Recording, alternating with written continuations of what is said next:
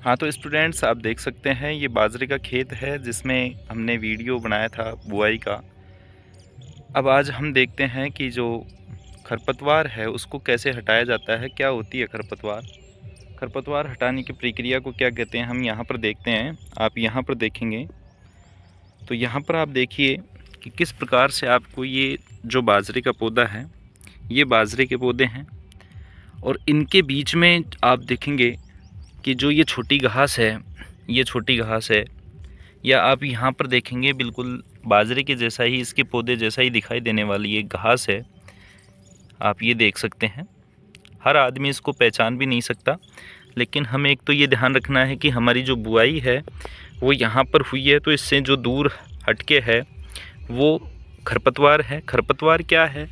फसल के साथ ऐसे अवांछनीय पौधे उग जाते हैं जिनकी हमें आवश्यकता नहीं होती और वो फसल को नुकसान पहुंचाते हैं, चाहे वो जगह के लिए हो, पोषण के लिए हो, सूर्य के प्रकाश के लिए हो, किसी भी प्रकार के पोषण के लिए।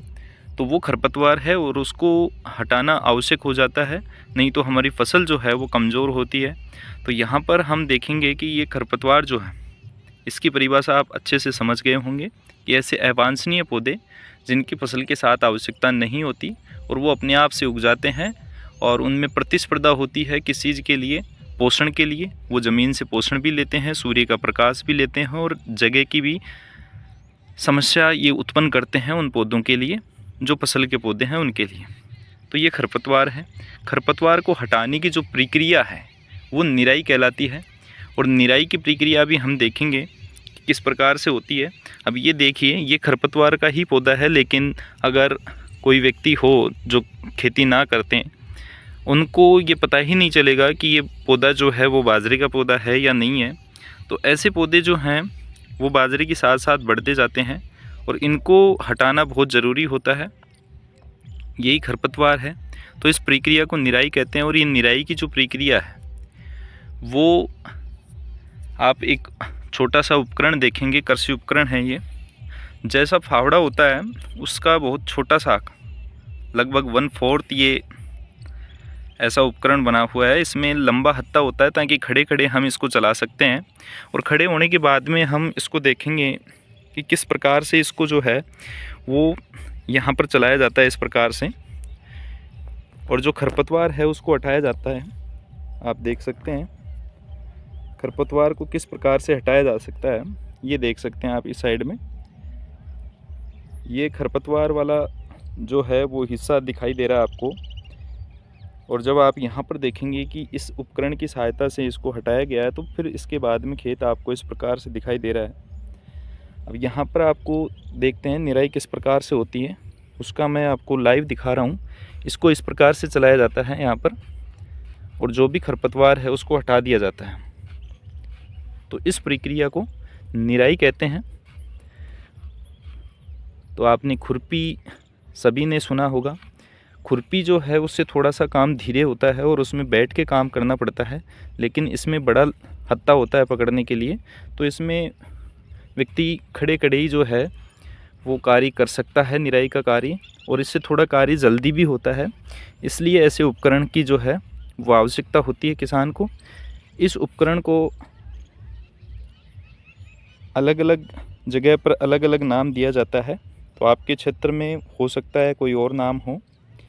जो भी बच्चे किसान परिवार से हैं तो उन्हें थोड़ा बहुत पता होगा, जो बच्चे नहीं जानते तो वो उन्होंने खुरपी ज़रूर देखी होगी। ये उसी के तरीके का एक उपकरण है जिससे निराई का कार्य किया जाता है। तो आपको मैंने इससे पहले बीज तैयार करना, बुआई करना, मिट्टी तैयार करना, इनके बारे में बताया था। आज हम निराई की ये प्रक्रिया देख रहे हैं। मिट्टी जो है बहुत गीली है। अभी लगभग 3-4 घंटे पहले ही यहाँ पर बारिश हुई थी, इसलिए मिट्टी यहाँ पर बहुत गीली है, आप देख सकते हैं। तो इसमें सिंचाई की जो आवश्यकता होती है वो बरसात के द्वारा ही समय होती है। जो बरसात वाली फसल होती है यानी खरीफ की जो फसल होती है उसमें लगभग बरसात से ही सिंचाई की प्रक्रिया हो जाती है। तो आप देख सकते हैं ये खरीफ की फसल बाजरा जो है वो किस प्रकार से, लगभग 20 दिन का ये बाजरा है, यहाँ पर आप देख सकते हैं।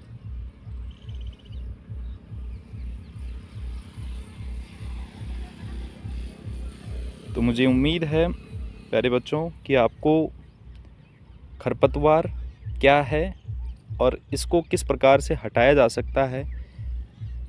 इसमें एक कीटनाशक का और छिड़काव किया जाता है या खरपतवार नाशी का भी, इसमें खरपतवार नाशी जो खरपतवार को हटाने की जो केमिकल के द्वारा अगर हटाएं, इसमें दवाई का छिड़काव करके अगर हम खरपतवार को हटाएं तो वो खरपतवार नाशी के द्वारा होता है। तो वो जो है वो सेहत के लिए, चाहे वो मिट्टी की हो, चाहे पौधों की हो, और चाहे इसको खाने वाले फिर व्यक्तियों की हो, सभी की सेहत के लिए वो ख़राब है। इसलिए ज़्यादा से ज़्यादा हम जैविक खाद का ही प्रयोग इसमें करते हैं।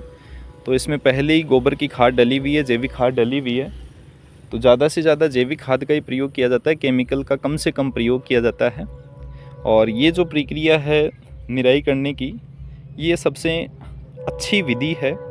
इसमें किसी प्रकार के कोई केमिकल की भी आवश्यकता नहीं होती और मिट्टी जो है वो पौधों के साथ में लग जाती है। इससे पौधों की जड़ें जो है वो गहरी हो जाती है, मजबूत हो जाती है और पौधा बहुत अच्छा बनता है। ये सारी प्रक्रिया मैंने आपको बता दी है, बहुत अच्छे से आप समझ गए होंगे निराई की प्रक्रिया। Thank you. आगे इसी प्रकार के और भी आपको वीडियो देखने को मिलेंगे, तो आप चैनल को सब्सक्राइब कर दें, वीडियो को लाइक करें, अपने फ्रेंड्स के साथ शेयर करें ताकि वो भी ये प्रक्रिया आसानी से समझ पाएँ। Thank you.